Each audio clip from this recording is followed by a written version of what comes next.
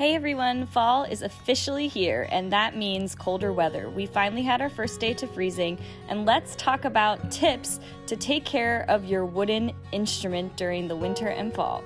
So this can be for any instrument that's wooden piccolos, wooden oboes. These tips are going to help you to keep your instrument from cracking. And the first tip is to use a dampit. Yes, it looks a little bit silly, but this is a dampit. And if you look up close, you can see there's holes there and there is a sponge inside. So the first thing we need to do to use a dampit is to soak it in water. You can let it soak for 5 minutes or so that the sponge is completely saturated. Next, you're going to take it out, and this is an important step. Please dry this off before you put this in your case, and make sure that you use cold water. You don't want to discolor your mouthpiece or any parts of your instrument by putting it in warm water. And here's where I tuck mine in. A dampit will keep your wood from cracking. Tip number 2. So all of us should be taking our clarinets completely apart and swabbing each part separately.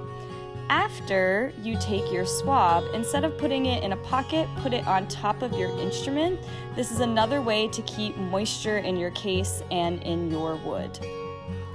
The third one is cork grease, and we all learned in the very first clarinet lesson that this is not chapstick. This is actually for our corks, and it is important to keep this on your clarinet, especially in the winter time, so it doesn't get stuck together. So you're going to apply it like normal, but the next thing you need to do is make sure that you rub it into the cork with your fingers. And then you are going to let this sit on your clarinet overnight. This will help your clarinet keep from getting stuck together as the temperatures change.